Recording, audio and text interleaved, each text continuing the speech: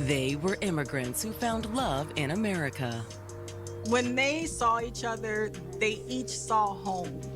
They were really in it together, like they love each other. This was the family unit that they craved.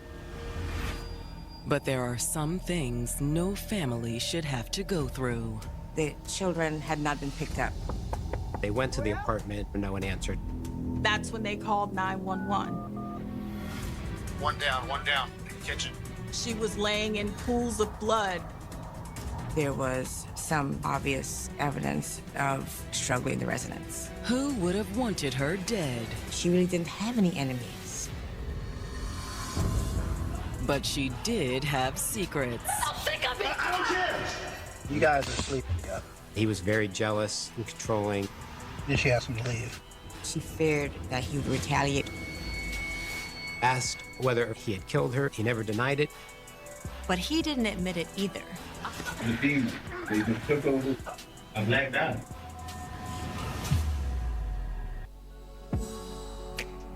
April 17th, 2018. It's Tuesday evening in Silver Spring, Maryland, a DC suburb that sometimes feels like a city in its own right. It's a bustling, like, metropolitan feel. There's a main strip along Georgia Avenue with a lot of shops and places to eat. It's a very fun environment. You have the city, and then you have the suburbs right next door. So you have the best of both worlds. It's also culturally diverse. You have individuals from all over the world, different cultures, different languages, and all in this very small area. Ethiopian families, Haitian families, and a lot of Asian families as well. Very multicultural. And 34-year-old Alice Dennis and her husband, Ruel Dempster, fit right in. The family had migrated from Liberia. They had 2 children that are like tweens, getting ready to embark on becoming teenagers here. Even Ruel's parents came over from Liberia. And at around 6 that evening, they go pick up their grandchildren from an after-school program.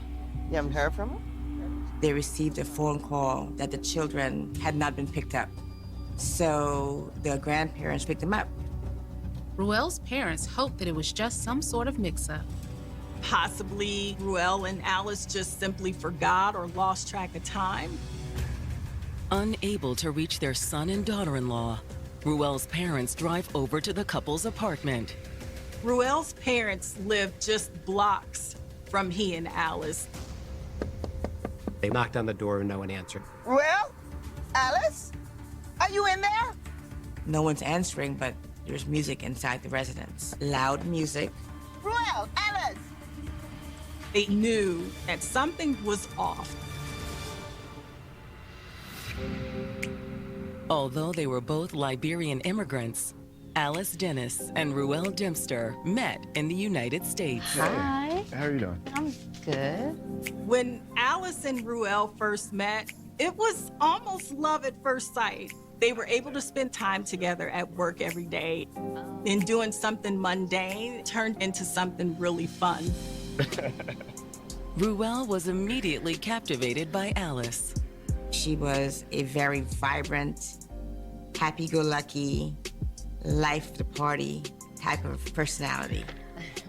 To know Alice was to love Alice. You couldn't help yourself. Her smile was infectious. And Alice felt the same way about Ruel. He was charming. And when they saw each other, they each saw home. They understood the culture. This was a man that she could foresee being her husband. You're vibing, it feels good. It feels like, you know, a stronger connection. After a few years of dating, Alice and Ruel married.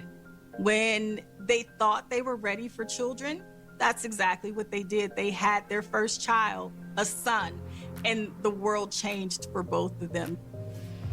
The growing family settled into an apartment building across from where Ruel's parents lived. I think that it is helpful to have that community, to have that support system, especially when you have children. Then, 2 years after their son was born, the couple had another child, this time a daughter. This was the family they craved, that they both desired. They were living the American dream. But as much as she loved her family, Alice had a dream of her own. She had certain aspirations, and one of those was becoming a certified nurse assistant. So Alice enrolled in a nursing assistant program. And after graduation, Alice found work as a home health aide. She took care of people and was very hardworking. Soon, her hard work paid off. Alice became the breadwinner of the family, and Ruel was there to support her. Don't forget, set the oven to 350. Don't worry, I got it. All right. Okay. Love you. Love you. He wanted his wife to succeed. He would stay home and take care of the children. It was what worked for them. She had children and a career that was thriving, and a man that she loved and supported her dreams. This was a good situation. What more could she ask for? But now, after failing to pick up their kids from school, Alice and Ruel aren't answering their door. Call her. Or their phones. No one's answering, but there's music inside the residence. And Alice's car was parked there. So that was bizarre. The next morning, still, no one had been able to contact Alice or Ruel. So when the grandparents got the kids to school, they asked the school to contact police. I have a student here whose grandfather brought her in this morning. The parents weren't home and they can't get access to the apartment. They don't know where the parents are. Okay, and she'll be dispatched as soon as possible. When officers arrive at the apartment for a welfare check, they find the same thing Ruel's parents did. The doors were locked, the windows were secure, and of course, they noticed that Alice's vehicle was still parked there. So that raised a level of concern. The same loud music is still coming from inside, too. Patrol ultimately made entry into the apartment with the assistance of property management. When they entered, they got their first clue as to what had happened. One down, one down, one down. Kitchen.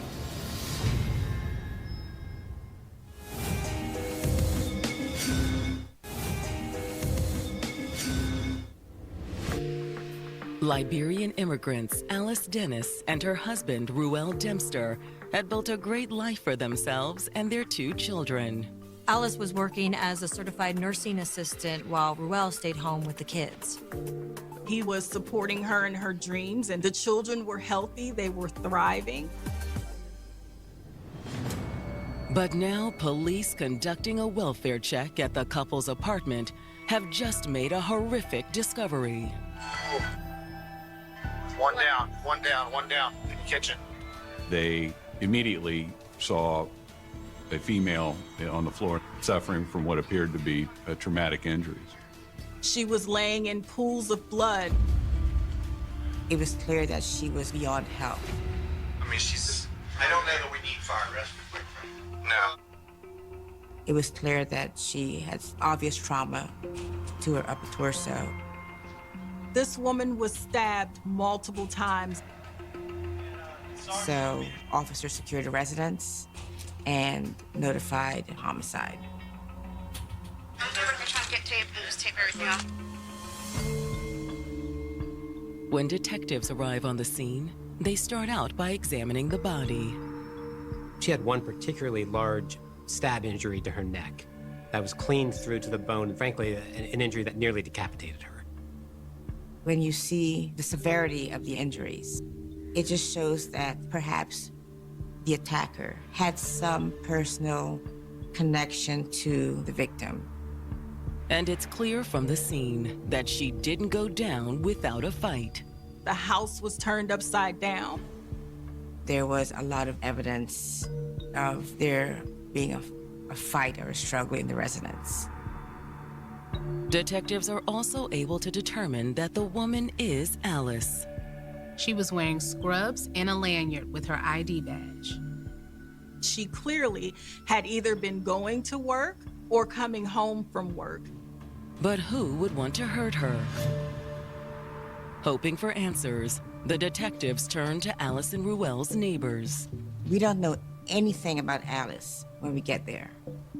So we have to talk to neighbors, talk to family, talk to friends, and try to understand who she was. Unfortunately, they learned that Alice and her husband mostly kept to themselves. Do you know them next door?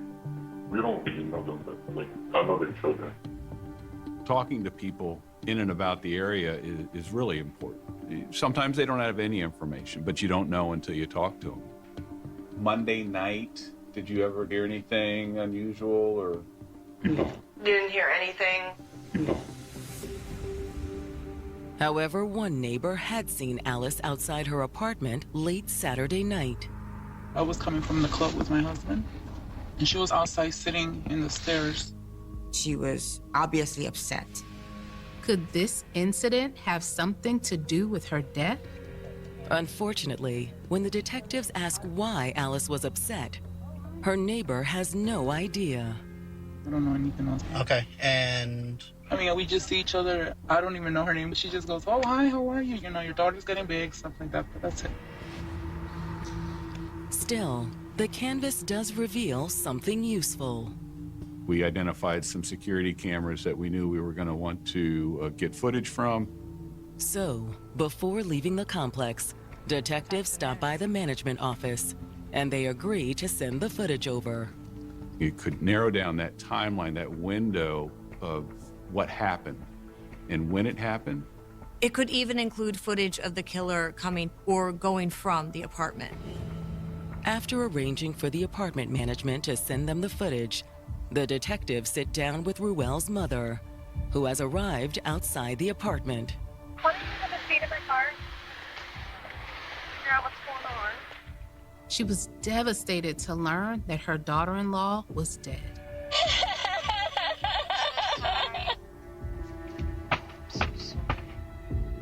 These two families were interconnected. Alice and Ruel were special to each side of the family, and Ruel's family was just as devastated learning something like this could happen to Alice. But Alice's mother-in-law also has an urgent question. Where is Ruel? They hadn't heard from him. His phone was going straight to voicemail. Hoping for clues, the detectives have Ruel's mom go back to the beginning. She said she didn't have any idea anything was wrong until the school called her. The school said they needed to come get the children. It's not like them not to call. Right. They picked up the kids, figured they'd drop them off later and everything would be fine. But they never heard anything from Ruel or Alice. I told him, I said, look, this is getting serious. This wasn't like anything that Alice or Ruel had ever done before. And the next morning, still unable to get a hold of Ruel or Alice, they'd ask the school to call the police. Because according to Ruel's mother, they were afraid something had happened. They argue a lot. In fact, Ruel's mother said recently she had to break up a fight between them. Oh, you're sick and tired? You tired? You got my parents?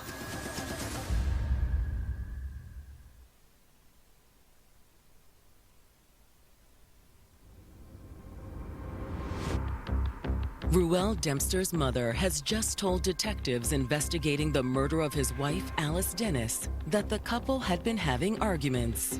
She admitted that Ruel and Alice were having some marital issues. Apparently, Ruel had even gotten into some legal trouble, too. He had a weapons charge that was a federal charge. He had been imprisoned for 3 years. And he was still on federal parole for that crime. But she says it was nothing that they couldn't work out, nothing to lead to Alice winding up dead in their home. Has it ever been physical that you know of, or that Alice has told you, or Ruel's told you? No. However, Ruel's mother admits that she has had to step in at times.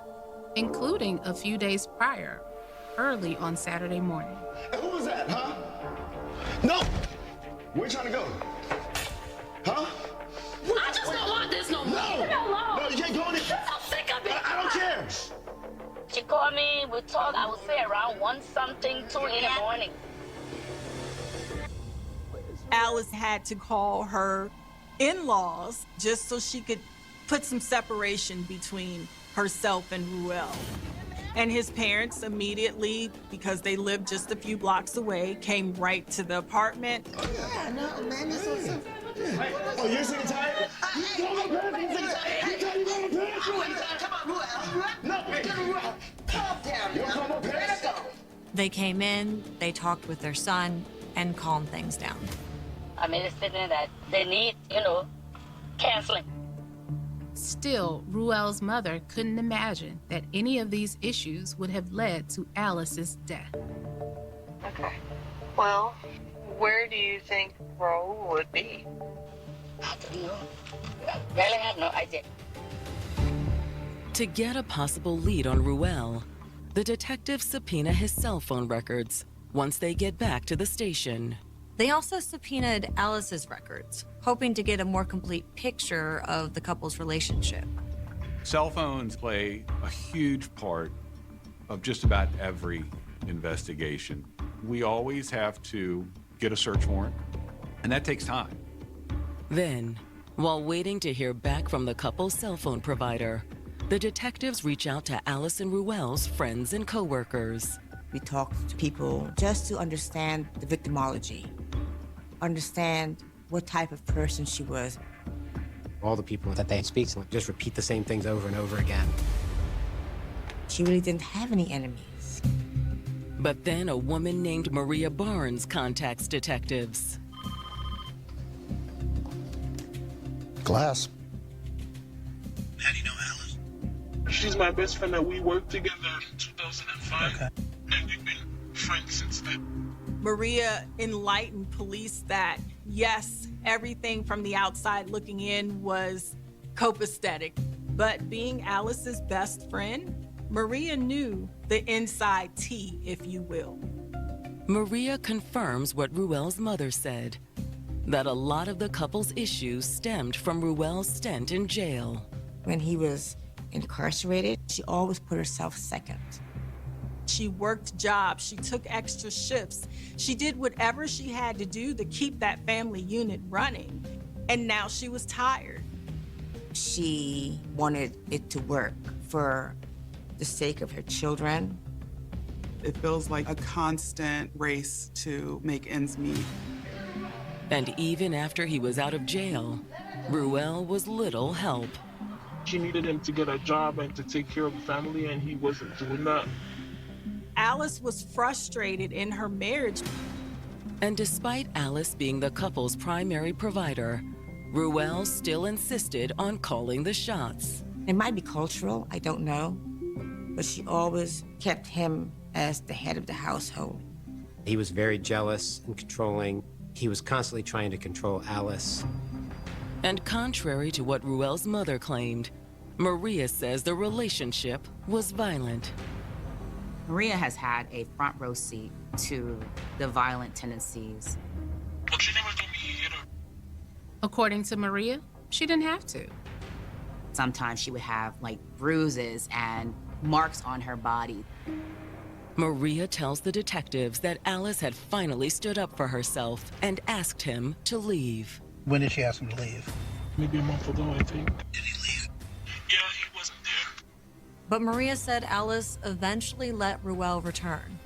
The kids were sick, and she said he came. She allowed him to come in because she had to go to work. Maria says the couple was soon squabbling again. He would take her keys.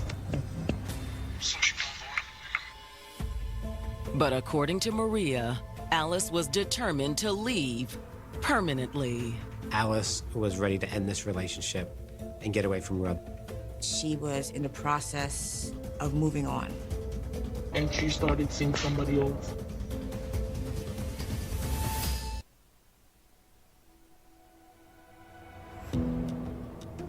Alice Dennis's friend, Maria Barnes, has just told Silver Spring detectives that Alice was planning to leave her husband, Ruel Dempster. I just don't want this no more. No, you can't go in there. I'm sick of it. I don't care. Alice decided to move on with her life because her home was completely dysfunctional, abusive, and toxic. And according to her friend Maria, Alice wasn't just moving on. She was moving on with a new man. You know who she was seeing? His name is Caleb Weaver. It was a relatively new relationship for her. It had only developed recently prior to her death, maybe a month or two before. This man had been helping her cope with being the caregiver to 2 children and running herself ragged, trying to work multiple shifts to keep up with the bills and keep up with her husband. So now detectives are wondering, had Ruel found out about Caleb? Or had Caleb grown frustrated waiting for Alice to kick her husband to the curb? Could this man have been in a jealous rage and also done something to Ruel? The jealous boyfriend is obviously always going to be a likely suspect. After talking to Maria, detectives take a look into Caleb Weaver's background. He had no significant rap sheet or any red flags indicating a history of violence. But that doesn't mean he couldn't be involved somehow. We want to talk to this person and see what he will disclose and what we can corroborate about his relationship and the development of that relationship with Ms. Dennis. When the detectives bring Caleb in for questioning, he doesn't deny being involved with Alice. The secret. The what? The secret. She's messing with a little bit. He said they've only been dating for a few weeks, though. And how'd you meet her? I already knew her from the neighborhood. He happened to become her confidant. She did confide in him about long-term abuse, verbal abuse, physical abuse, assaults. Just a very difficult home life. And he felt compassion for her. She was always being the supporter. So this was finally a place where she could kind of lean on someone else. But when detectives asked Caleb if he was upset that her husband was still around, Caleb insists he wasn't. He said that she made it clear to him that she and Ruel were no longer in a relationship. To my knowledge, he wasn't even supposed to be coming over here. Only reason she let him over here is so she could watch the kids while she was at work. And according to Caleb, Alice was about to file for divorce. She realized that she could not salvage this relationship, and she wanted more for herself. Okay, so you guys are sleeping together. Yeah. Okay, sleep at your apartment or her apartment? Although, rather than spend the night, Caleb said Alice would mostly come by in the afternoon. So she would stop at your place? Okay. Because the kids would still be at home with the club. That's where the kids were when Ruel's parents picked them up on the day Alice and Ruel went missing. Which leads detectives to their next question. When Caleb last saw Alice. He said that the last time was 2 days before her body was discovered. He met her over at a friend's house on Saturday night, after Ruel's parents broke up the argument between the couple. So you're with Alice from Saturday night to Sunday morning? Yes. And according to Caleb, Alice's fight with Ruel was about him. He kept telling her, like, tell the kids who you messing with, what's his name and all that. He's suspecting that she's cheating. Yeah. But he can't figure out who. Yep. Ruel had gone through her text messages. Caleb said Alice owned up to the infidelity, but had given Ruel a false name. She told him he was messing with some guy named Jerome or something like that. She feared that he would retaliate with violence. Still, Caleb says that after they spent most of the day together that Sunday, Alice had gone home at around 6 to make dinner for her kids. But he said he did speak to her on the phone again on Monday evening. And according to Caleb, Alice said something during that phone call that seems ominous in hindsight. She said something happens to me, you know, you did it. Caleb said at the time he thought she was just kidding around. But now that Alice is dead, the detectives suspect she was deathly serious. Thank you for your time. Police know after speaking with Caleb that they need to find Ruel. When the detectives get Ruel and Alice's phone records, they prove to be a dead end. From the report, it was clear that both phones had been turned off since the murder. We could not locate him by using his cell site technology. Still, the detectives keep trying. Any possible connection to him, they were calling and trying to find out, have you talked to him, have you heard from him? They also pull Ruel's criminal record. Ruel had been on parole, federal parole, for a weapons charge. But that's not the only thing they find on his record. He was charged with manslaughter. He had been suspected in the death of a police officer.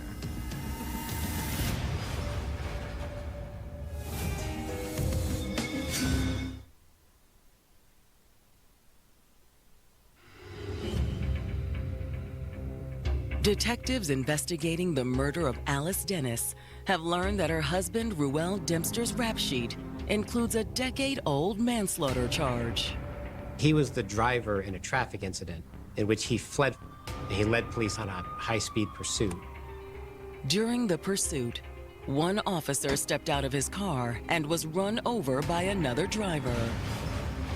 He was tried under the theory that his fleeing the police was essentially the domino that caused these other dominoes to fall. The case went to trial, but Ruel was acquitted. The jury essentially found that his actions were too attenuated from the actual death of the officer. Then, a few years later, he'd been picked up on a firearms charge. Ruel pled guilty on that charge and spent 3 years in federal prison. He might have been a little bit violent before, but 3 years behind bars can really escalate some of these activities and behaviors. Did that mean Ruel was a killer? Come take a look at this. The key to the mystery may be in the security footage the detectives received from the couple's apartment complex. In this case, we had the good fortune of having surveillance video. Following the surveillance video, we saw Ruel leave the home on the morning of the 17th with his children. He took them to the roadway at the intersection of the complex, and he walked back to his home. In the video, he was wearing a black hoodie and some light-colored pants. Within 1 hour of him coming back from walking his children, you see him leaving again with the same hoodie, but different pants. He's also carrying a small duffel bag. He walked in the same direction, but he made a right as if he was walking to a bus stop. There were several bus stops along the roadway. Essentially, he drops off the map for the next few weeks. Fast forwarding through the rest of the video, it's clear Ruel never returns to the apartment, and Alice is never seen leaving it. There were no signs of anyone else approaching the apartment either. So we assumed that he packed some things after killing Alice, left the home, got in a bus, and never came back. Whether he had a weapon in that duffel bag or not, we don't know for certain. But the detectives are certain of one thing. There was a bunch of factors that when you looked at them in conjunction, made it clear that Ruel committed this murder. The surveillance video, the pending breakup, the history of abuse, and Ruel's suspicion that Alice was seeing someone else all pointed to him as the killer. And the mere fact that he was trying not to be found is also suspicious when your wife is brutally murdered. Add it all up, and it's more than enough for an arrest warrant. The arrest warrant goes into a computer database so that any law enforcement officer could apprehend the person. News of the arrest warrant also generates several tips. First was from a man in Baltimore who said he was Ruel's cousin. This murder happened on Tuesday. Tuesday afternoon, about 2 o'clock, he showed up in Baltimore. And according to his cousin, the next morning, Ruel took a rideshare to the bus station. He's on his phone. Bus tickets. Based on the tip, the detectives focused their efforts on Virginia. Several days went by. And we continue to work with other agencies to help us locate Ruel. But the trail grows cold. He knew how to disappear. This man used burner phones. He was on Snapchat with disappearing messages. There was no real way to pinpoint Ruel's location. Until after more than a week of fruitless searching, the detectives finally get a lead when Ruel's brother makes a surprise visit to the police station. Ruel was sending his brother messages. He called from apps, so they were unable to determine where he was calling from. So do you know where he is? No, I don't. One time he said he was in Minnesota, then the next time he said he was in Montreal. Those were both places with a big Liberian community. Wherever Ruel was, what he said on the calls was disturbing. This family member said to me, you know, he sounds like he's mentally in distress. He did not sound like himself. Maybe he is mentally unstable. Maybe he had a mental breakdown. It just sounded really disturbing every time he calls. It's like he just wouldn't stop talking about the devil. He felt his body had been possessed by Lucifer, and he didn't know what to do. I mean, I told him to turn his F in, and I just don't think he's gonna do that. Well, let us know if he contacts you again. With that information, we reached out to the Canadian Border Patrol to assist us in locating him. But then another tip comes in. He reached out to a friend who heard that Alice was killed. This friend straight up asked if he was responsible for Alice's death, and he said nope. And he told her, you know, to lose his number, erase the conversation, take care of yourself. We're never gonna talk again. Instead, his friend gave the number to police. And the phone number that he used, we were able to determine was registered to Mexico.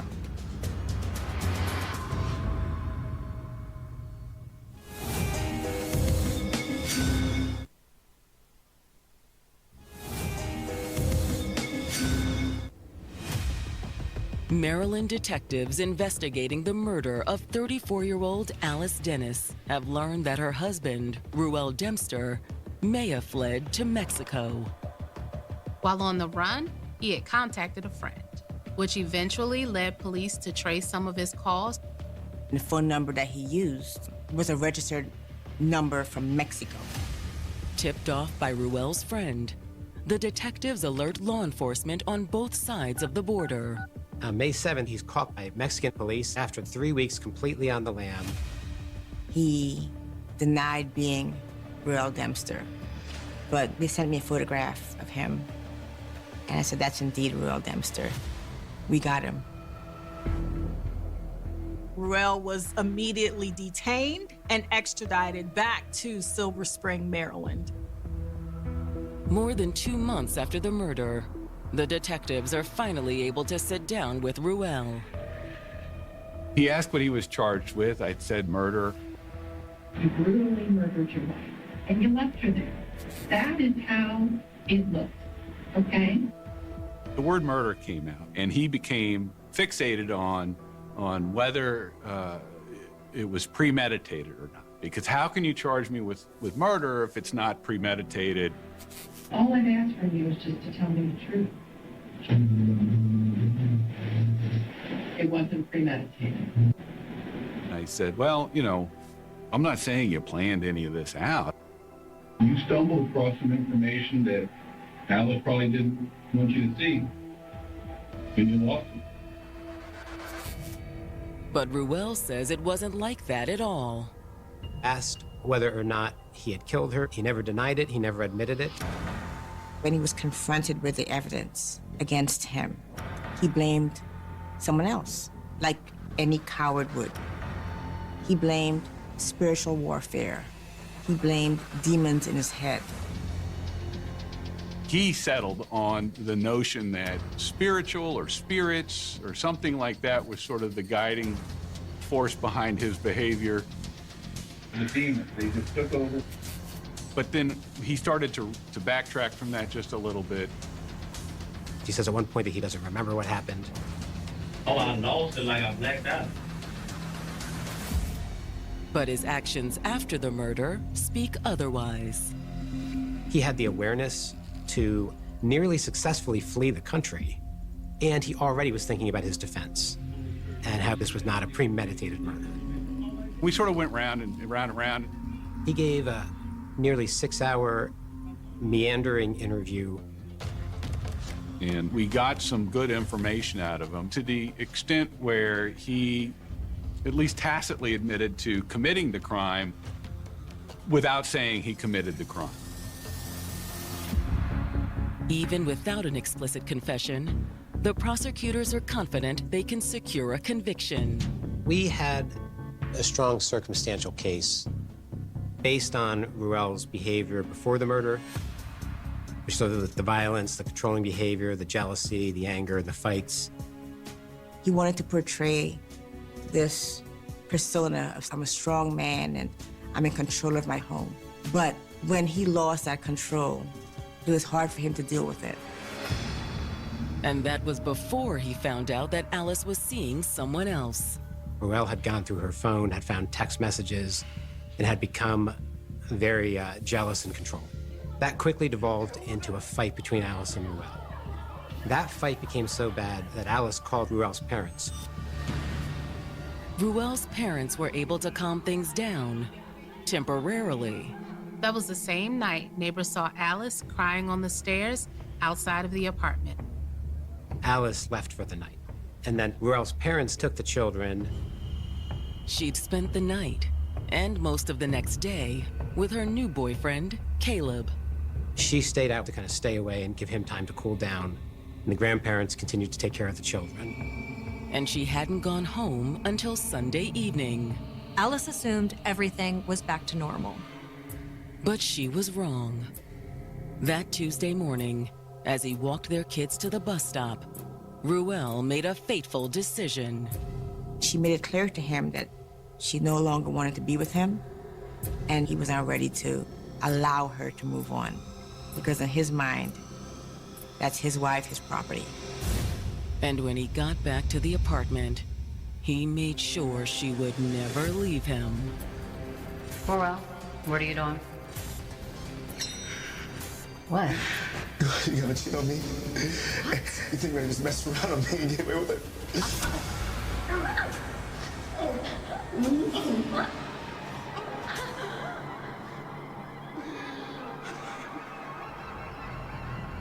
She's savagely killed, and then he tries to make it across the Mexican border. Ruel thought that he was smarter than the police and that he could kill her and just move on with life. But instead, Ruel would be going to prison for 40 years. He ended up taking a plea deal. 40 years is the maximum he could have received for a second degree. We certainly would have tried the case on a first degree premeditation theory, but there would have been challenges. And we also spared their children having to relive, the events. I always feel like it's better to not re-traumatize them by making them testify. So, am I satisfied with the plea deal for the children's sake? Yes, but it doesn't take away what happened to Alice. And it doesn't make what comes after any easier. People have to make some really big decisions about how do we move forward, how do we grieve, how do we help the kids grieve. They've lost their mom and their father. That's a hard blow for a child. Unfortunately, domestic violence has no zip code. It's important that people realize that Alice's story could be almost any woman that you know. Including a loving mother doing her very best to not only raise her children, but help others as well. Alice Dennis was a life cut far too short. I don't know how many times we have to hear on the news or watch in a television show to hear about yet another woman dying at the hands of an abusive partner. What happened to Alice Dennis was just the ultimate manifestation of how bad it gets when domestic violence continues to go unchecked.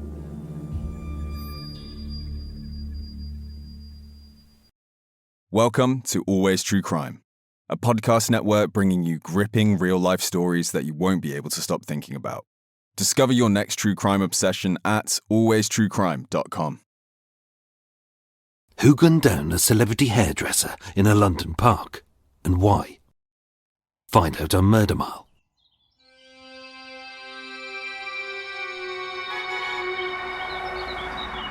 Today I'm standing on South Carriage Drive in Hyde Park, W2. A short walk south of the real reason for the killing of Constable Jack William Avery. A short dawdle west of the suicide pact of Gladys Wilson and her love-crazed Polish lover. The same road as the bloody Hyde Park bombing.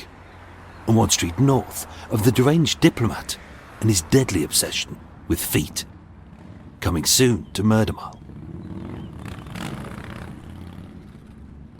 South Carriage Drive is a quiet little cut-through running along the south side of Hyde Park. As used by taxi drivers when they can't be bothered to fleece the tourists by getting snarled up in traffic. Cyclists whose giant arses look like they've swallowed their saddles whole. And a bastard of joggers, yes, that's the collective noun, who do more stretching than running, more huffing than sprinting, more swigging of sports drinks than actual sweating, and whose bulge or crevice is as sweaty as a week-old sandwich left in the sun while wrapped in cling film, as they wheeze and stumble as a motivational app reassures them. Keep it up. You are great. No one thinks you are a twat. Lycra looks great on a 21-stone hippo. And although many are a heart attack waiting to happen, they aren't the only deaths on this stretch. On Monday the 9th of November 1970 at 8:40 a.m., 48-year-old celebrity hairdresser André Mislas was driving his sports car to his Old Bond Street salon when, as he often did, he took a detour down South Carriage Drive to avoid the rush hour traffic at Hyde Park Corner. Within seconds, he was dead. But who would want to brutally murder a Mayfair hairstylist, and why? Was it a jealous rival, a business partner with a grudge, a case of mistaken identity, or a gangland hit over secret, dodgy dealings? My name is Michael. I'm your tour guide, and this is Murder Mile. Episode 330, The Slain Stylist.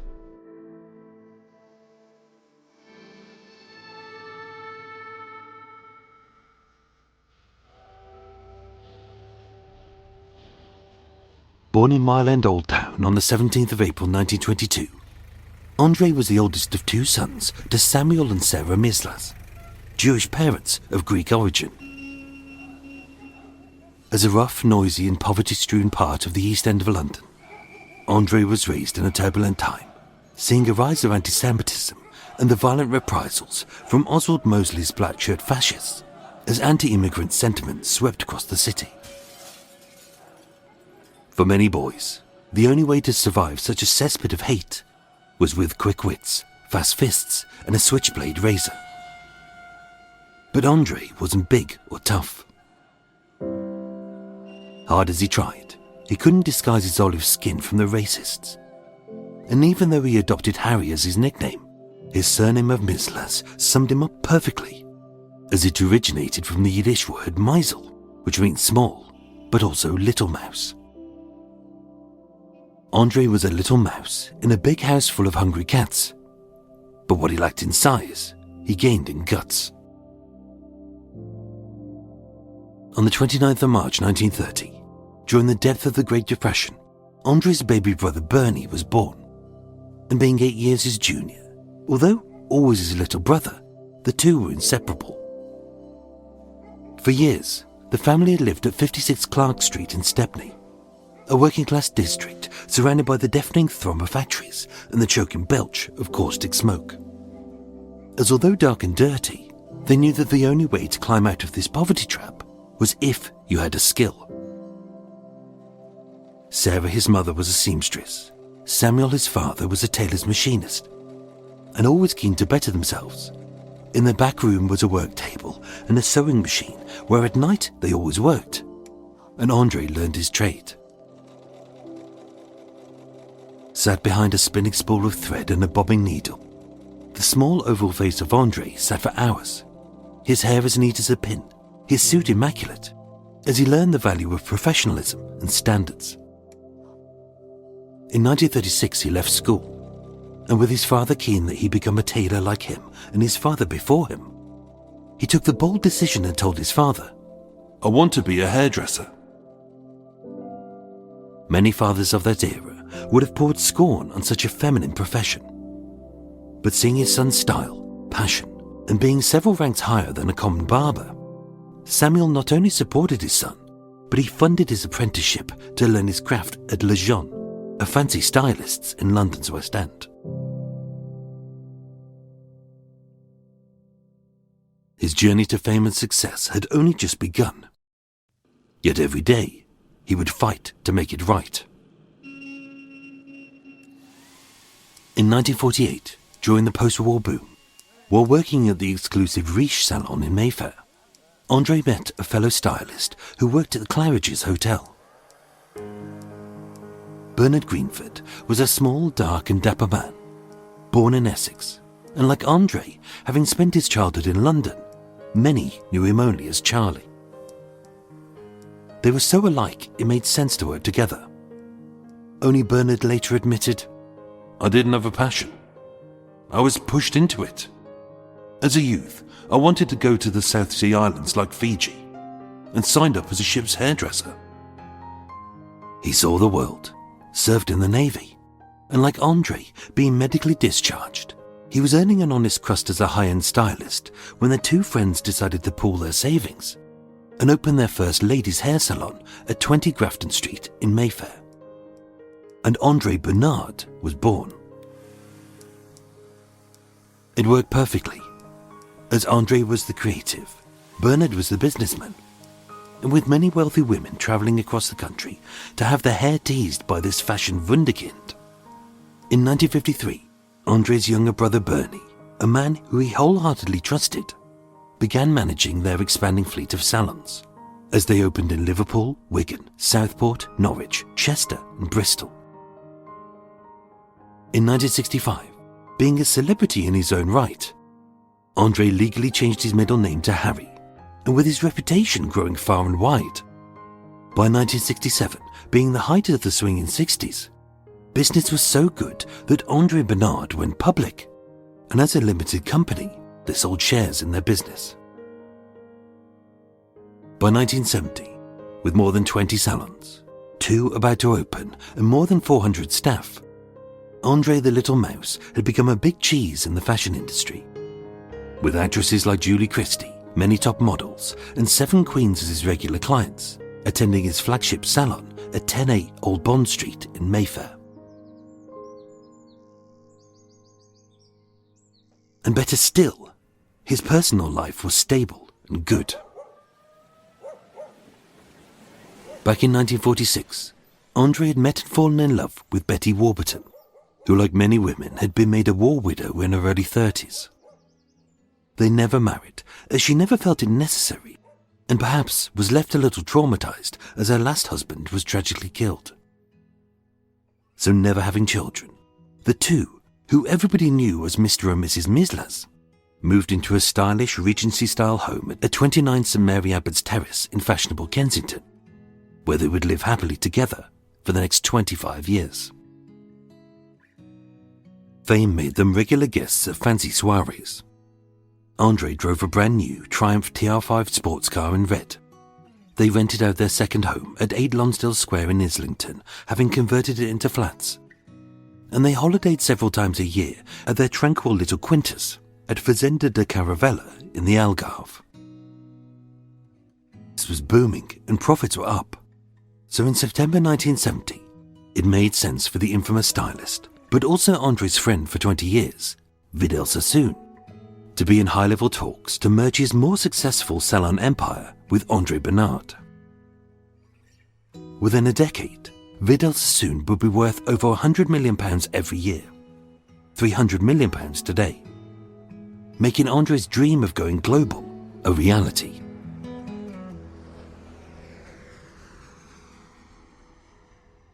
Before the year had ended, Andre would be gunned down in what looked like a professional hit. But who would want a hairdresser with no known criminal connections dead? It was either someone who truly hated him, had mistaken him for someone else, or who would gain from his death. His brother Bernie said, "He knew lots of people, but didn't have many close friends." As being so focused on success, he could be quite blunt. Yet many of his rich clients truly loved him. In fact, one of them made him executor of their estate, as Doris Baker did in 1967, even though her husband was still alive. Mistaken identity was unlikely, as with his face often in the newspapers, being seen at a party draped over a famous actress. He was a name, he was known, and he drove a car which even today turned heads. As a boss, he became a success by being tough, determined, and as everybody knew, a man with an iron will in business affairs. If in his estimation, employees and executives let him down, they were out. And although hard, isn't that what you expect from a successful person? Being cold and ruthless. In October 1957, 17-year-old Sheila Kay refused to cut her shoulder-length black hair, and she was sacked as an apprentice at one of Andre's salons. He said she looked like the woman in the Keep Death Off the Road poster. It looked dirty, unkempt, out of shape. She sued him for wrongful dismissal and was awarded damages of £1.04, roughly 4 days' pay. She wasn't the first employee whose feathers he ruffled, but would a disgruntled stylist really hire a potential hitman to whack out their demanding boss? One unnamed associate said, "He was smooth, well-dressed, and too sure of himself. I didn't like him." As even his own brother had to admit, he was extremely confident of himself. He lacked humanity and had a violent and sudden temper. In May 1968, the board of Andre Bernard Limited came to blows when Bernard Greenford sued Andre and their co-director, Dame Patricia Hornsby Smith, over a libel claim that Andre had said he was unfit to manage. In 1969, the matter was settled in court. Bernard left the company, but retained 15% of the business. Not bad for a man who never wanted to be a stylist. There was no obvious animosity between Bernard and Andre, as after 20 years, they drifted apart. But if Bernard hated Andre, wouldn't his revenge have been more brutal? As Andre died in a fast and efficient way, but if this was an emotionally charged killing, wouldn't he have beaten him to death? Bernard Greenford was married to Linda, Sybil Burton's half-sister, who was the actor Richard Burton's first wife. In the Richard Burton diaries, he states that in May 1969, Bernard was being squeezed out by his snake-in-the-grass partner, Andre, a sneaky, jumped-up jack of a fellow. And Burton had loaned the company substantial amounts when times were tight during their rapid expansion. But there was also talk that Bernard had quietly walked away from the business 3 years before, hence the libel. On Friday the 6th of November 1970, having come back from a holiday in the Algarve with Betty, Bernie and his brother's wife, word came through that, after 4 months of talks, the hotly anticipated merger with Vidal Sassoon had collapsed because of a difference of opinion between the two men. Described by an unnamed ex-associate as a very tough but unhappy man, Bernie later recalled that weekend that Bernard had said, "I think that sometime in the next year, I'll pass the business over to you. Perhaps then they'll leave me alone." Bernie was so shocked at the weariness of his brother's demeanour that he never asked who they were. And with Andre clearly worried about something or someone, the next time they saw each other, that fact had gone with him to his grave.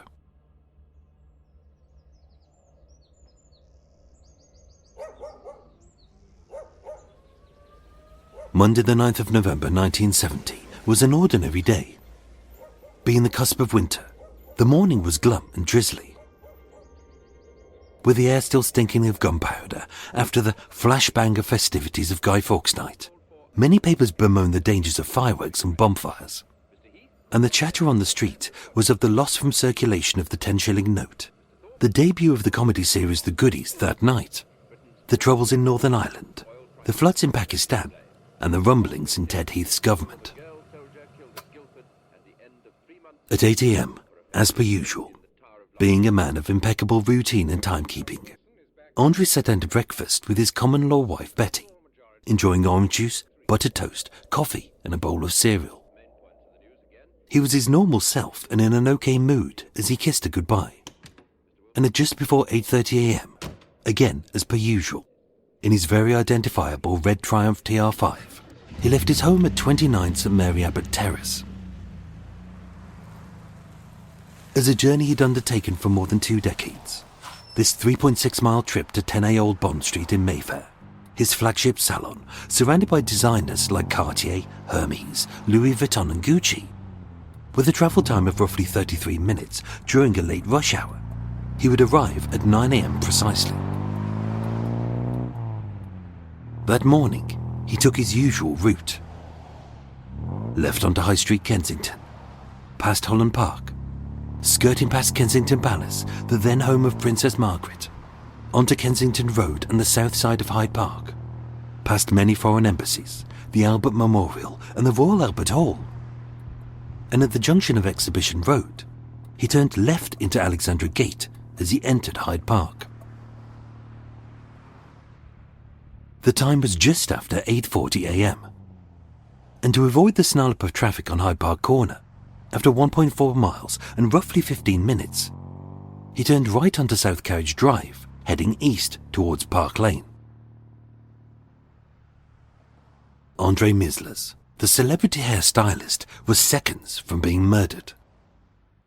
But why, and who by?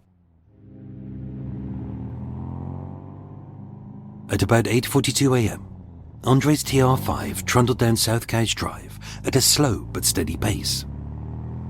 It was daytime, during rush hour. He was surrounded by cars, bicycles, and strolling commuters in the heart of a major metropolitan city. And proceeding on a long straight road lined with trees and bushes on both sides. As he passed the Bowling Green to his left, it was then that his killer made an appearance. A cyclist behind the TR5 recalled, "A man stepped out from the bushes to flag down the car. He stopped so suddenly that I had to brake to avoid crashing into it." And with the car's near side wheels 2 feet from the curb, it was parked so badly that cars had to steer to avoid it.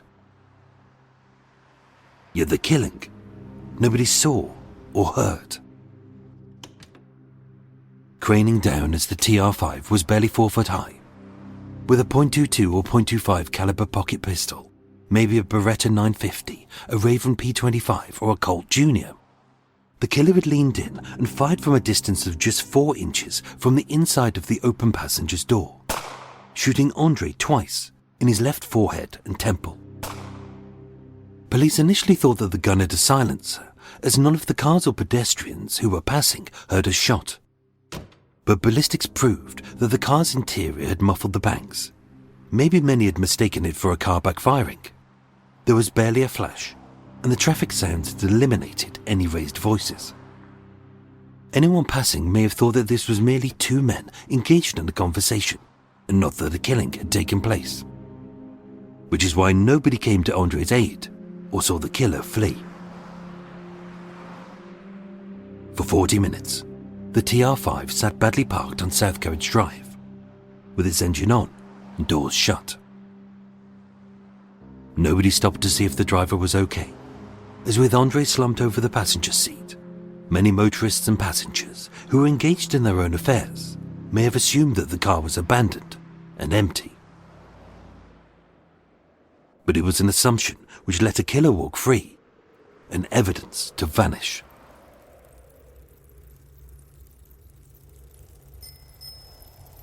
At 9:25 a.m, a cyclist, often mistaken for the one who swerved to avoid the car, cycled past the TR5.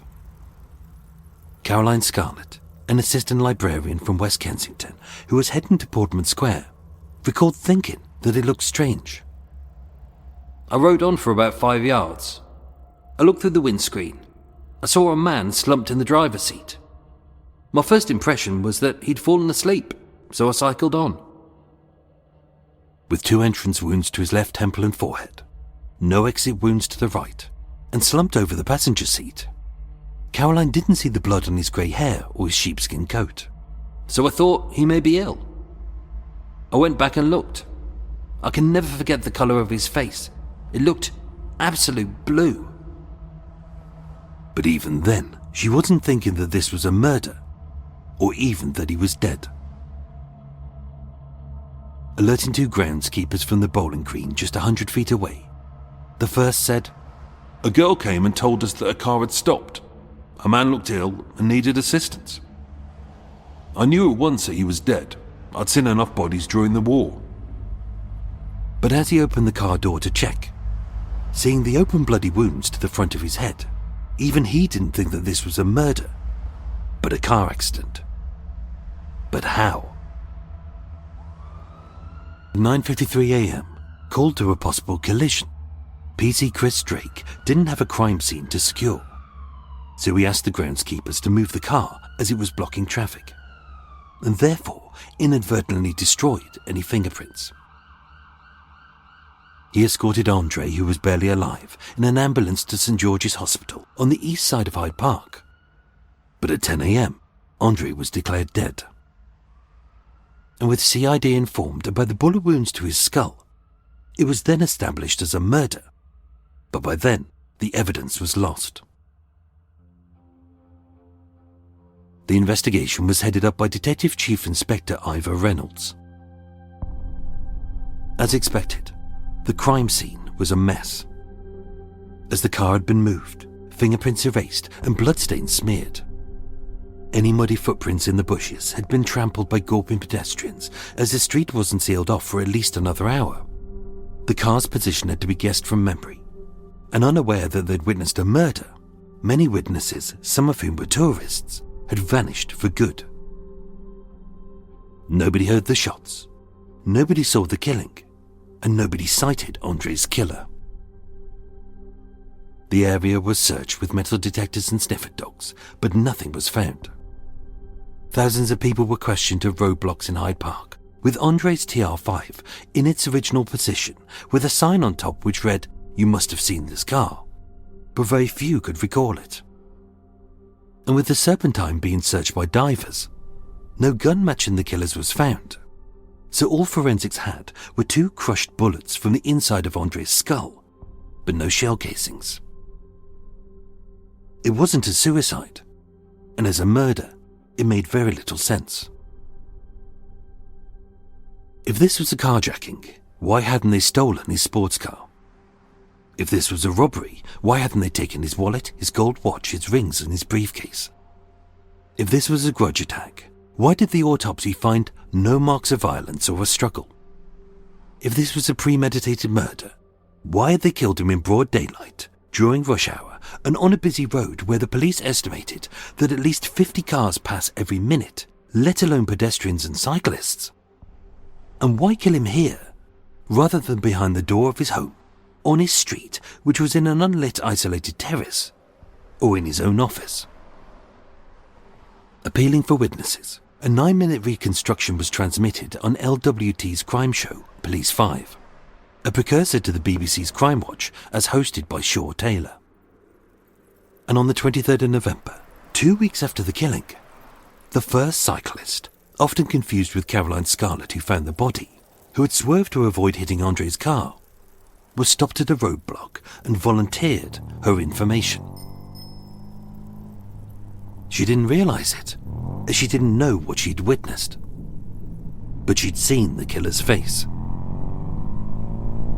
She remembered it vividly, as she'd almost collided with the rear of the TR5, and said that a man had stepped out from behind the bushes by the bowling green and flagged down Andre's car. He was in his 30s, 5'9" tall. He had a thin face, a square jaw, thin lips, dark hair, a sallow complexion, and was of a Latin American or Mediterranean appearance. He was wearing a dark jacket, blue trousers, a polo-necked sweater, a peak cap, and even though the day was typically dark and gloomy, he wore sunglasses. He didn't look like anyone that Andre's friends, family, staff, or business partners had ever seen. But one thing was certain: Andre knew him. His brother Bernie stated, Andre would never stop his car for a stranger. He had a fear of hitchhikers. But he would often use those moments traveling to work to pick up someone he knew to discuss business. So was this a meeting which ended in death? No. Police confirmed there was nothing out of the ordinary about Andre's routine that day, but the cyclist recalled seeing that very identifiable stranger in the same spot on South Couch Drive just a few days before. But that week, Andre had taken a different route by heading to Hyde Park Corner. As Andre told his brother just 2 days before his murder, "Perhaps then they'll leave me alone." But who were they? A clue came in a meeting which never took place. 3 days before his death, Andre had called Colin Finlay, the head of a private detective agency in Upper Norwood in South London. Colin said, Andre told me he wanted strict surveillance put on 2 people. He was calm and relaxed. He didn't appear frightened or upset. I said it wasn't wise to discuss the matter over the telephone and said we should arrange to meet and talk it over fully. In the end, he agreed to telephone me on the day he was murdered so that we could meet sometime later in the day. Obviously, I now realise that it is a good possibility that his death is strongly connected with the 2 people he wanted me to observe. Andre never said their names or alluded to their occupations. But who were they? As clearly they must have benefited from his killing. Everyone who had worked for him was questioned and ruled out. Bernie, his brother, was distraught and proven to be in Chester when he was shot. His co-director, Dame Patricia Hornsby Smith, had a solid alibi and wasn't considered a viable suspect.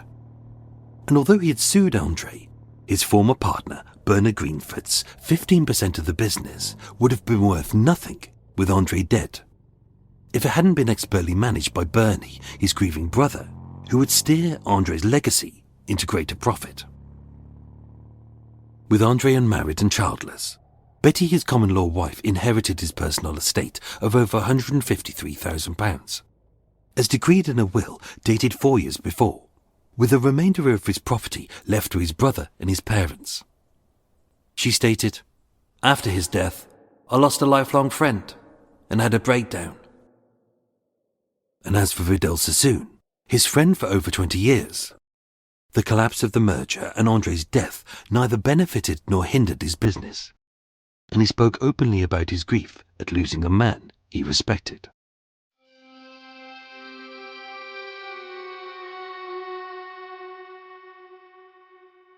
Being short on facts and desperate to print any old twaddle, the tabloid press came up with a raft of silly theories which DCS Reynolds said held no weight, all of which only muddled the investigation. One was that he owed gangland boss Alfie Gerard £100,000 and was bumped off by his son Nicky, the infamous hitman who would later murder Alfredo Zamparelli in 1974, only he looked nothing like the photo fit. Another was that, although he'd been with Betty for 25 years, Andre had had an affair with a gangster's wife and the killing was payback. But then why would Andre pull over his car for a mistress's jealous lover? The press also tried to link his killing to the unconnected murder of market research executive James Cameron, who was shot and murdered in his Islington home just 2 weeks before. 4 years later, they came up with a bullshit theory that Mr. Mislers was shot dead by a hired killer from abroad. The killer arrived in London, went to a safe deposit box in the West End Hotel, where the gun and fee was waiting. Even though, again, this contradicts the fact that Andre would never stop his car for a stranger. And by driving a high-end sports car, he could easily have sped away down this very straight road if he felt threatened. And they even tried to link it to a man who was found dead with a single head wound, having been shot with a 9mm bullet using a mysterious walking stick gun. In the same park, a few hundred yards away, and almost exactly 1 year after Andre's murder. But this was later ruled as a tragic accident. On the 24th of March 1971, at Westminster Coroner's Court, DCS Ivor Reynolds, who had headed up the investigation, stated that with no arrests made, and more importantly, no motive, at this point of time, we have no valid suspect. And with that, there was no need for the jury to retire to consider their verdict, as coroner Dr. Gavin Thurston ruled that Andre was murdered, but persons unknown. Andre was buried on the 3rd of February 1971 at Bushy Jewish Cemetery, and with it all still a mystery as to who he had asked the private detective to keep surveillance on, and why. The case remains a mystery.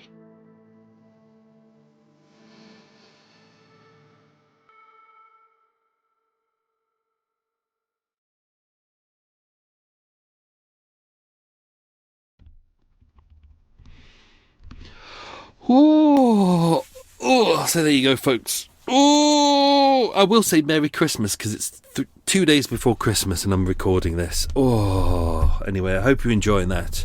By the time you get this, you won't even heard the Christmas episode. Just taking your little hat off. Oh, all is good here. Don't forget. Oh, welcome to Extra Mile, the unscripted, unedited bit. Hope you're enjoying it. That was all the research and all the story there. This bit, we'll do some quiz questions and I will fill you in on some stuff that may not have made it into the episode. I'll also flesh out some stuff as well. Don't forget, it is unedited. So, someone left a review recently going, he keeps saying and ah. It's like, this is a conversation. That's why I say it's a conversation. It's unedited. That's why I say it's unedited. Some people, honestly. Anyway, yes, the bit you've just heard doesn't have any ums and ahs in it. This bit does, so get used to it. What's going on in my life? So next year, I'm moving my boat around the country. I decided that I've had enough of London. I wanted to make full use of my time with my boat, so I'm moving it north. I'm going to be moving it every day to different places, getting into adventures like The Littlest Hobo or Michael Landon and Highway to Heaven. If you're old, those are references for you. You're welcome. But it's all good. I've just moved my boat into a new slot. I've got to get it about 30 miles north. Well, it's about 15 miles north and there's about 35 locks I've got to get through. Winter is setting in. Ice is starting to hit the canal. Some of the locks so you go, there's some for you. Enjoy them. They're free. I've got some more. You're welcome. There you go. There you go. There's some more. I've got an engineer who's going to do some modifications to the boat to help me when I do my journey around the country. As you know, it's quite dangerous on there. Literally yesterday, at time of recording, part of the section over in Shropshire collapsed and a couple of people's boats are badly damaged. Luckily, no one was hurt. That's really good. But I'm getting some modifications made to the boat, but I need to get past. There's a lock in front of me about 50 miles ahead, 30 locks ahead, which is about to go under repair, and I need to get through that to get to him so he can make the repairs so I can get through the next series of locks, which are going to be shut down for about a month. And then I'm going to get near Leicester, and then I make the decision whether I go left, where some of the locks aren't working, I could be a bit stuck, or I go straight ahead where there's a series of locks which haven't been working for a long time. This could be the world's shortest journey, but there we go. Anyway, that's that. Anyway, I'll be adding. You'll be hearing bits of this on Murder Mile. I'm not going to make it as its own series. It's going to become just parts of social media. So join. I'm on Instagram. It'll probably be bulk of it will be on Instagram. Join me on there. I'm on the TikTok, as old people say. Facebook. I don't know. There's Facebook, but who really uses Facebook anymore? I'm not on Twitter anymore because I'm not a massive racist. I had to get off it. It was just full of massive fascists and turd faces. So I got off Twitter. So if you were used to seeing me on there, I'm not on there anymore. Anyway, let's dive in. Thank you to new Patreon subscribers. If you want to, you can subscribe via Patreon for as little as $3 a month. You get loads of goodies on there, loads of exclusive stuff that I don't share anyone else. So thank you to new Patreon subscribers. Get ready. Thank you to Hannah Pinks, Gavin Cook, Tracy Keach, Teresa Brooks, Michelle Corrie, Anthony Forth, Martin St. White, Kimberly Marshall, Jade G, Charlie, and Karen Burns. Whew, that's a lot. Thank you, Hannah. Thank you, Gavin. Thank you, Tracy. Thank you, Teresa. Thank you, Michelle. Thank you, Anthony. Thank you, Martin. Thank you, Kimberly. Thank you, Jade. Thank you, Charlie. Thank you, Karen. Thank you for becoming Patreon subscribers. It's very much appreciated. It is a great way to support a small independent show made by one person sitting in his front room doing everything himself, not these big corporate piles of shite where they have teams of people doing it and lots of money. This is me by myself doing it because I love it. Thank you also to two people. There's another for you. Patreon subscribe, not Patreon subscribers, people who left donations. I have a supporter function that I keep forgetting to check on my. It's in the show notes. And KT Sunshine, so thank you KT Sunshine, and Anonymous. Oh, Anonymous. Thank you for your donations. They're very kind as well. I also have I have one that's on my Facebook page, on my website, and that one's a better one to use because that comes straight to me. The one that goes on the supporter link goes via Acast, and they don't tell me about it. Hiya, Acast here. They don't tell me that there's a donation. I only find out if I check, and it's such a nightmare you have to go through so many hoops to find the page that it's a real nightmare to find it. So I rarely know that there's a donation there. But thank you either way. Thank you. Quick quiz questions here. Let's see how many of them you get. The answers at the end. Question number 1. Andre's family had originated from which country? Question number 2. Andre's father did what as a job? Oh, my arm is sore. I had to have loads of acupuncture and a visit of an osteopath to get my back ready for this big journey ahead. And my arm is really sore today. Question number 3. That's not an answer to the quiz question. Question number 3. His surname of Mislaz means what in Yiddish? Question number 4. Name one of the 2 salons Andre worked at in his early days. Question number 5. Andre had the nickname of Harry. Bernard had the nickname of what? Question number 6. What South Sea island did Bernard, his business partner, see in his teens? Question number 7. Which 1960s actress was Andre's regular client, or one of? And question number 8, what title of the poster did Andre say that his sacked apprentice stylist Sheila Kay looked like? Whew, that was a big question. Right, we'll get back to those in a second. Let's dive into some extra stuff. So I'm not going to go back into Andre's life. We've kind of covered that. This is one of those cases that I've wanted to cover for ages. It's been on my long list. And I kept thinking to myself, I'm going to get to it one day. And then during the year, I piece everything together and I build a Bible as I go throughout the year, and I start piecing it all together. And it just normally I wouldn't do an unsolved case, but this was one of these ones that I just found really fascinating because it's not clear what it is or why it's happening, and there's a lot of information that's missing, and there's lots of suspects, lots of potential motives, but there's nothing solid there. But it's definite that this was a hit of some kind, but we just don't know why. It's baffling. So let's look at the type of man he was. As mentioned, an ex-associate, unnamed, a lot of them were unnamed, said he was a very tough man but unhappy.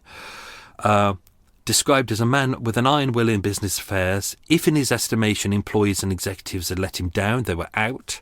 You kind of expect that with someone who's a big success, though. You don't expect them to be all warm-hearted. You expect them to be a bit ruthless.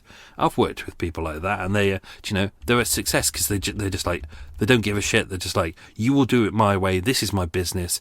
This is how I want things done. Don't come in and start changing things. I am the boss. That's why they're successful. His brother Bernard said he knew lots of people but did not have many close friends.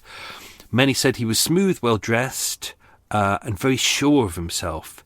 extremely confident, lacked humanity, and had an abrasive edge. His brother also said he had a violent and sudden temper. Now, obviously, we don't know what went on in that car.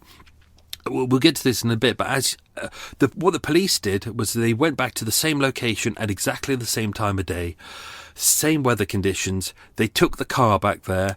They had a similar gun, so it was either a .22 or a .25. They had a series of them. They had a series of detectives, police in different areas, and they fired off the gun, or different guns, to see if people could hear it. And they said because it's a small gun, because it's on the interior of a car, the noise was kind of muffled by the outside. Don't forget, this is 1970s, so a lot of cars backfiring. And also, you've got the Kensington Road just to the side of you. So really busy traffic. It's a really busy area. So they were surprised. Originally, they thought to themselves, this looks like a professional hit. It looks like someone has got this small pocket-sized pistol and put a little silencer on it. And they checked and they said, there are some silencers that would fit this. But when they tested it, they were like, it seems unlikely that this person would have used a pistol, would have used a silencer.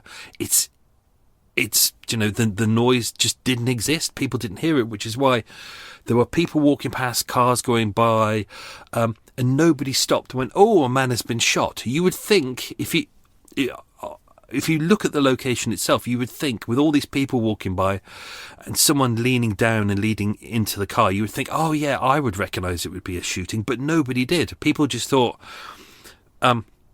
as the cyclist said, the car was driving along the road, a man came out of the bushes, flagged down Andre's car on the driver's side.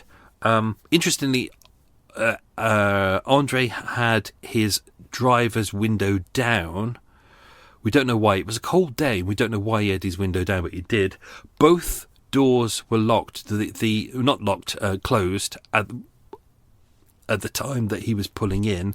The passenger side window was up, so whoever the killer was had opened the passenger's door, looked in, hadn't got into the car, but had leaned in, so they were partially inside, had pulled out the pistol, put it to Andre's temple and fired twice. Therefore, there wasn't really much of a muzzle flash. It wasn't seen by anyone. The bang wasn't seen. He closed the door, and then no one saw him leave. So I think it's more likely that he probably walked away.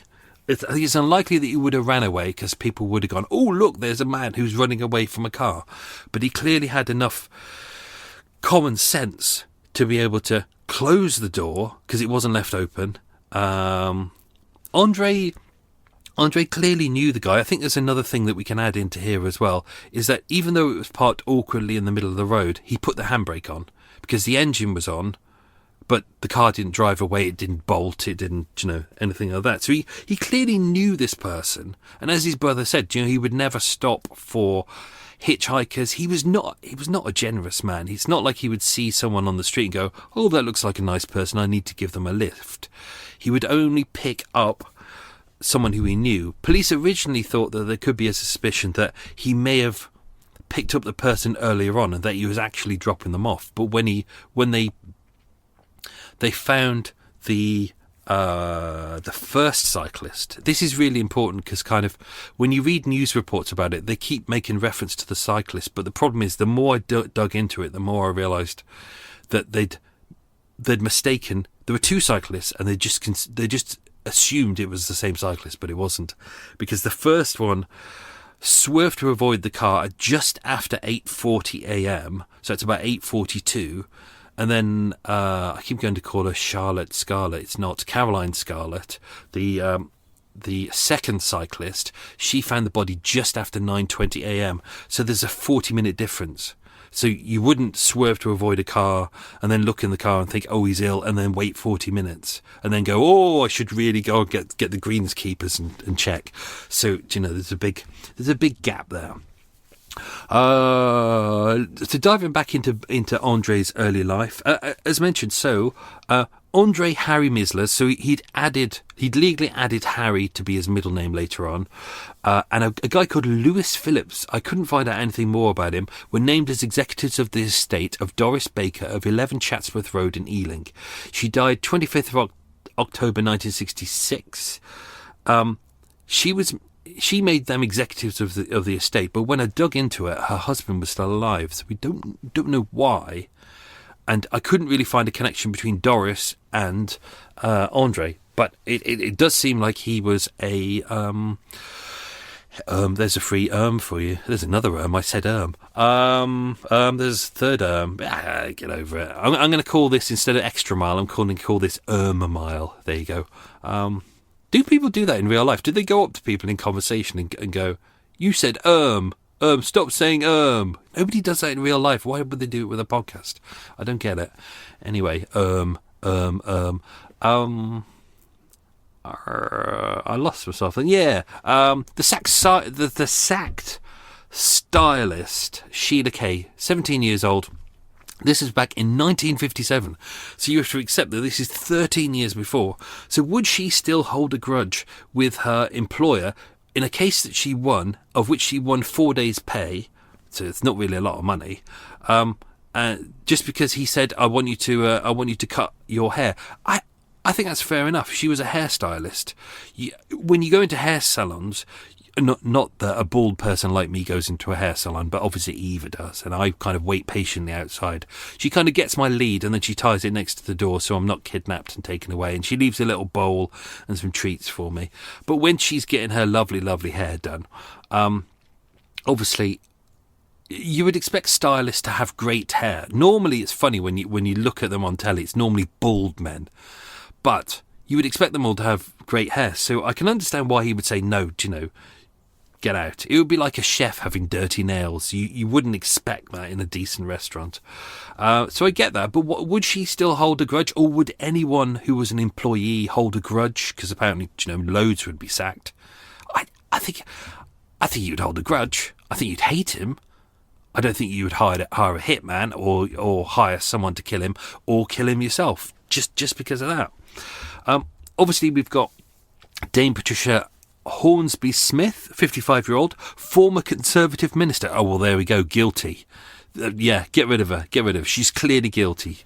Slander is alleged in certain statements made at the board hearing last September. Mr. Greenford, so that's Bernard, claims that in the statement it was applied that he was unfit to be a director. In another writ, Mr. Greenford sues Mr. Mislaz and Andre Bernard Limited, claiming damages for libel in a circular. I dived into this as much as I could, even though there's this legal thing going on. There's nothing that made sense. It's like Bernard Greenford, his co-director and the guy he set up the company with, it already seems like he was moving out. He didn't want to be in the business anyway. He got 15% of the business. That's in perpetuity. He didn't have to do anything for it. He didn't seem that annoyed about it. It just seems to work. I don't really think there's a problem with that. So I don't think he's angry about it and thought, I want to make sure I get Hitman. Because when you think about it, if he's got 15% of the business in perpetuity, and you've already got Andre who's pushing it forwards and hoping to try and get a murder with it's hard to say those words, murder and merger. You get that merger with Vidal Sassoon. And Vidal Sassoon, even though he's the more successful stylist and he's about to go massive, he really is, would you risk your 15% of a business that's already good and is about to go massive when they do the merger? Would you risk that for would you risk? No. I mean, the merger collapsed 3 days before, but that wasn't really, it wasn't a falling out. It was just a difference of opinion between Andre and Vidal, who kind of knew it, who'd known each other for 20 years. They were kind of mates, but they weren't best mates. They'd grown up in very similar ways. They respected each other. They were both hard-headed, but you wouldn't go and kill each other over that. You would, you would just accept that it's moving on. And with with Bernard, his business partner, as well. If, as you can see, the kind of with Bernie taking over, the business still did incredibly well afterwards. So his 15% actually became something good. But when you kill Bernie, the driving force of the whole business, there's a risk of it all collapsing. So your 15% could be worth nothing. So it makes no sense at all. Let's see what else we've got. The parking of the car. That always seems odd. That, you know, people always said it was at least 2 feet from the end of the curb. It was in kind of, it looked like it was in the middle of the road. It was partially turned on its side, so kind of diagonal. Obviously his handbrake was on. He hadn't got his indicator on. And then the killer comes out of the bushes. I mean, in that area, there's not really bushes. It's said to be bushes, but it's kind of, there's occasional trees, and then there's a couple of bushes in between those trees. So it's not like massive undergrowth. It really is an area where there's a kind of pickpockets of bushes just dotted around. But it's not like he was hiding in the bushes and then he came out.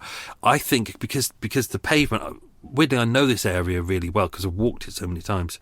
The pavements are kind of slim. It looks like he was probably standing in or near the bushes, and then he flagged down the car, and clearly he knew. Clearly, Andre knew who that person was. He could recognise him.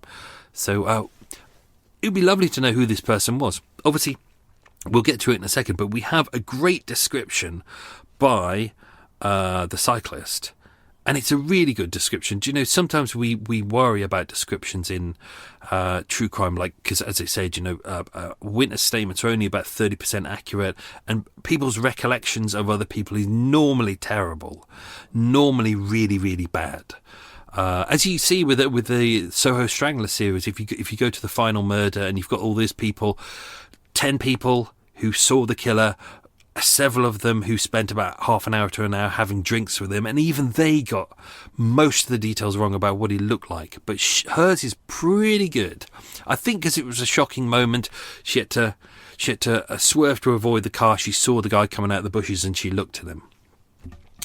I think also because he was Mediterranean / Latin American appearance, and this is 1970s, and there's a big kind of Middle Eastern kind of thing going on in the press. You know, there's hijackings and stuff like that. So I think for her, maybe she probably looked at him and thought, oh, he looked suspicious. Do you know, maybe that was part of it. Let's have a look. Obviously, no one saw the killer escape. That delay was a real nightmare. So this is something that it took me ages to work out because the press never really picked up on it. I couldn't work out why there was discrepancies between the time the car arrived and the police turning up and all these details. So it took me a good amount of time to double check everything and try and build a timeline. And then it was then that I was able to see that that's where everything goes wrong, is that there is a delay of about 30 to 40 minutes where people just look at a car and they just go, the engine's on, it hasn't been crashed, they didn't hear a horn, there's no hazard lights, there's nothing like that. And because Andre is slumped over, leaning over into the driver's side, and let's not forget this is an area before you're wearing seatbelts, so the seatbelt would have kept him upright, but he would be slumped over on the passenger side. People just went past it and thought, oh, there's nobody in it, or they went past it and thought, oh, there's someone ill, or that he's leaning over, he's writing something, who knows? So people just kind of avoided it. Caroline Scarlett, that was her bloody name. She was living in West Kensington, working at Portman Square. Let's go into her stuff. She says, I noticed the car simply because its nose was pushed into the curb a bit and its engine was still running. As I went past, I looked in through the windscreen to see if anyone was in the car, and I saw a man slumped back in the driver's seat. My first impression was that he'd fallen asleep, so I went on cycling. I thought that he may be ill, so I went back. I can never forget the colour of his face. It was absolute blue. The groundskeepers, their names were never mentioned. They were working at... So if you're in that area now, you'll see where the pavilion is. The pavilion right there is the bowling and putting green. That's still there today. And that's where it was. That's actually where the police set up their temporary headquarters when they were kind of at the roadblock, where they could kind of sit people down and go, okay, we need to question you. So that's where it looked. The guy said the girl came in and the car had stopped, but the engine was still running, and she said that the man looked ill and needed assistance. They confirm, even though they were only about 100 yards away, that they didn't hear any gunshots. That backs up what everybody said. And even in the car with the part worker as well, he said, I knew at once he was dead. I'd seen enough dead bodies during the war. He said he opened the door and he saw the blood. He says that the back of the man's head, it's actually kind of more the side because it's at the temple. They said they couldn't see how he'd injured himself, but it seemed like it was an accident. But they looked around the car and they couldn't work out how he'd injured himself. They felt he'd just hit his head forward or done something, but they couldn't see what he'd hit his head on. And the car wasn't damaged, therefore it wasn't a car accident. And as mentioned, even PC Christopher Drake's first on the scene, an hour after the shooting itself, just over an hour after. And obviously, when he got there, he thought it was an accident as well. He thought it was just a man who was ill. Because of the position of the body, he didn't see that... my brain's not working. I'm really tired. I'm really exhausted. That's the problem with doing an early start. My brain is just not working at the moment. He asked for the car. He looked in the car. He thought it was just a guy who was unwell. Obviously needed an ambulance. He asked the workman to move the car. That ruined a lot of the evidence. Obviously, we don't have DNA evidence because this is 1970. Therefore, people weren't really thinking of DNA at that point. The key witness, the cyclist. So she was the one who saw him flagging down the car and coming out of the bushes. I put the original description in there. It's a good one, as mentioned, but where is it?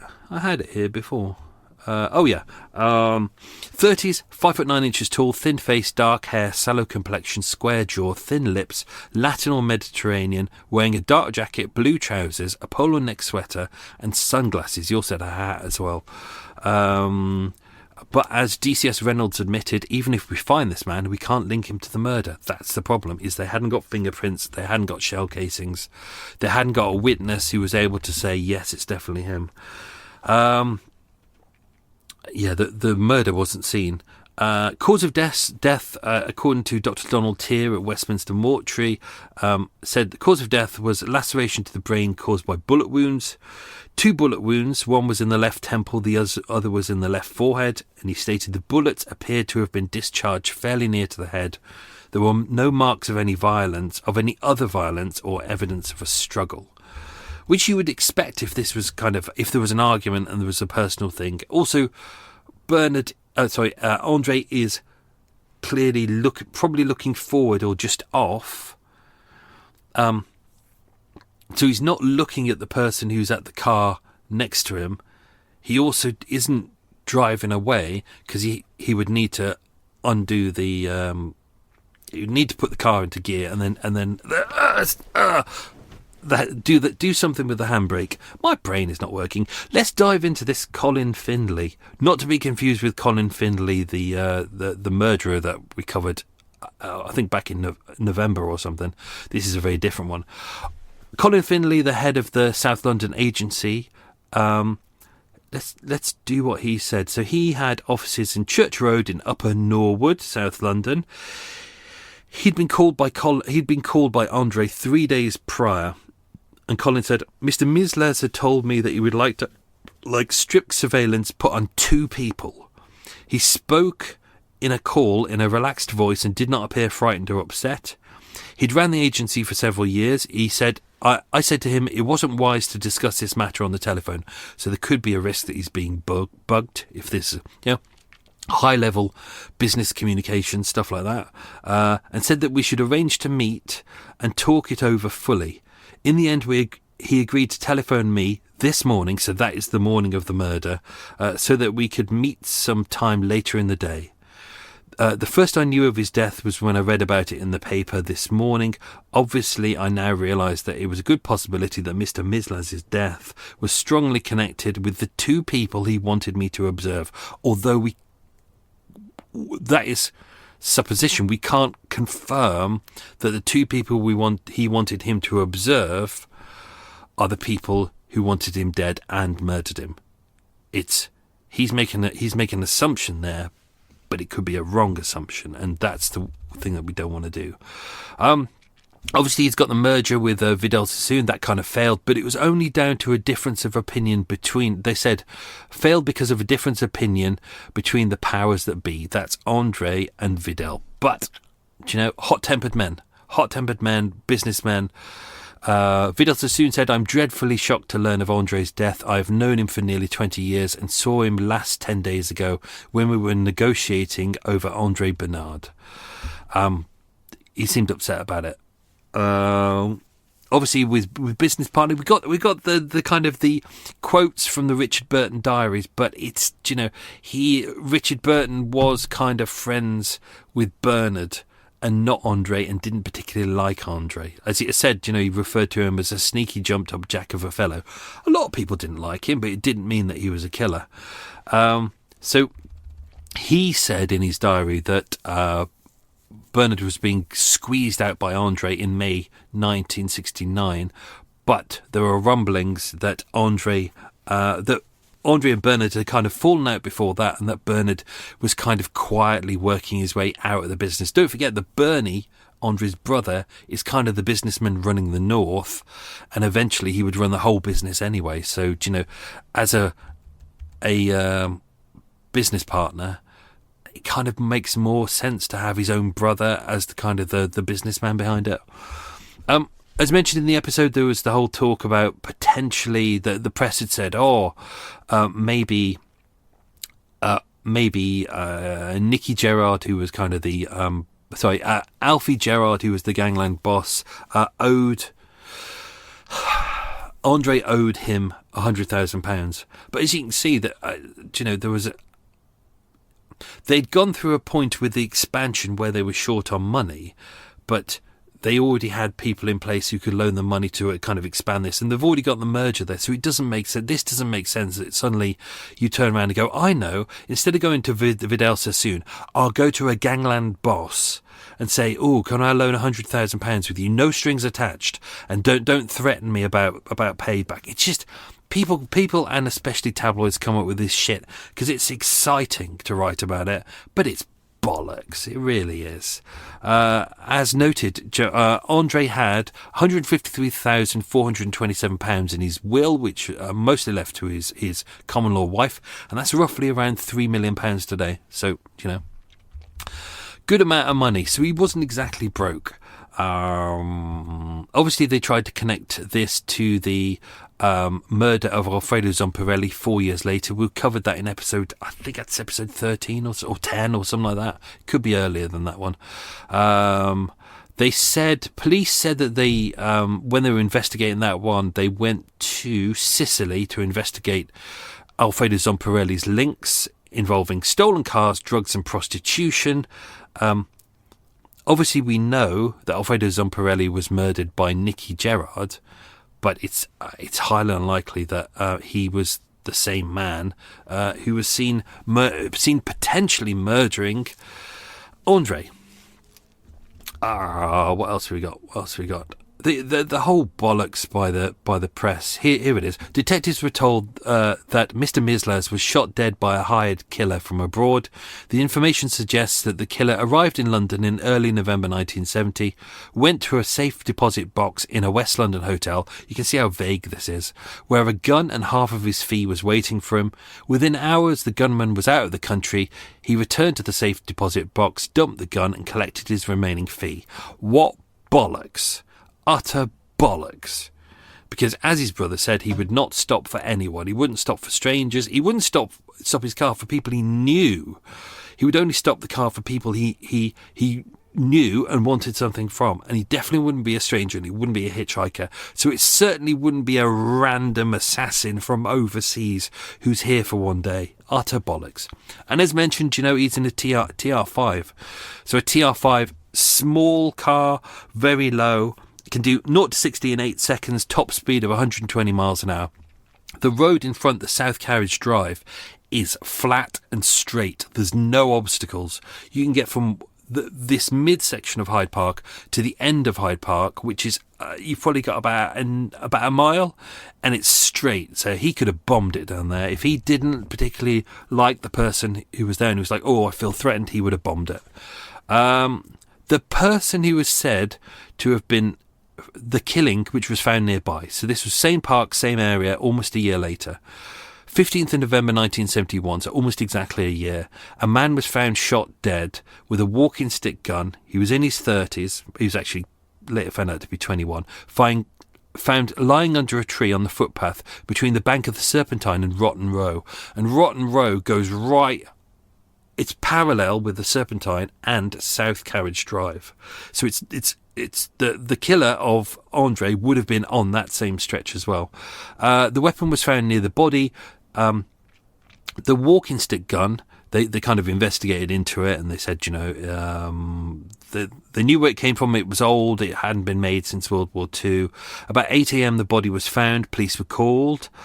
Initially, they thought that it potentially could be a murder, but when they started looking into it, they knew it was a suspicious death. But when they got the forensic tent out and they kind of pieced everything together, they realised that this man had gone out. He'd bought an antique gun, which was a walking stick, which was you could use as a weapon as well as a rifle.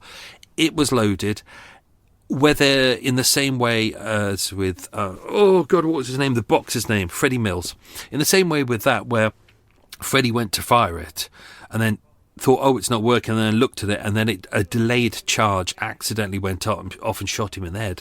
Police believe that this is exactly what happened here. They really dived into this case, and they found nothing that suggested that this was a murder, so there's no connection to this at all. And I think that's it. As we can see, his brother took over the business, but then again, Andre said, well, according to his brother, said that he was going to hand over the business to him. People did say that Andre was looking fed up and he just wanted to get out. Makes sense. He was going to leave it to his brother. He was probably going to stay on as kind of a silent partner, or like as an executive, keeping an eye on it from a distance. He'd been doing that for years. His brother looked after the North. Andre would turn up every couple of weeks and just check everything's okay, but he trusted his brother. Everything went well with him. As you can see afterwards, the company, Andre Bernard profits, the shares had gone from 12p to 22p after Andre's death. So you can see how well his brother was doing. So, that kind of makes sense. A lot of things left in the will to Betty, his common law wife, some to his brother. His parents were still alive, so he left it in trust to them. None of them were seen as suspicious by the police. They were all rightly upset about the very random killing of Andre. So that's it, folks. I think that's it. Let's do the quiz questions. But will we ever get an answer to that? No. I mean, the police files are available in the... Well, they're not available in the archives. They're in the archives, but you can't get them for another 30 or 40 years. I've tried. Not going to happen. So I had to piece this together using what I could find. Will the evidence be in there that points to the right person of who killed him? I don't think so. I think if the police would have had a number one suspect, they would have said at the inquest, we have 3 suspects. But what they said is, we have no suspect. So I think this is one that will remain a mystery forever. Let's do the quiz questions. Question number 1. Andre's family had originated from which country? Greece. Question number 2. Andre's father did what as a job? He was a tailor's machinist. Question number 3. His surname of Mislas means what in Yiddish? Meisel, which means small or little mouse. Question number 4. Name one of the 2 salons Andre worked at in his early days. It was Lejeune and Riche. Question number 5. Andre had the nickname of Harry. Bernard had the nickname of what? It was Charlie. We don't know why. Question number 6. What South Sea island did Bernard, his business partner, see in his teens? It was Fiji. Question number 7. Which 1960s actress was one of Andre's regular clients? That was Julie Christie. Come on, mouth. And question number 8. What title of the poster did Andre say that sacked apprentice stylist Sheila Kay looked like? Well, he said that the poster of the title of the poster was "Keep Death Off the Road." So there we go, folks. I hope you enjoyed that. Another single-parter next week. If you enjoyed the multi-parter on Patrick Mackay that Paul and I did, we are doing another series, which will probably come out in May. So we're working on that at the moment. Very excited about that. If you want to support the show, don't forget you can become a Patreon subscriber for as little as $3 a month, or £3. I think it's just about £2 a month. Well worth it. If you like the show, please leave a review, as that really, really does help small podcasts, and it helps push us up the charts as well.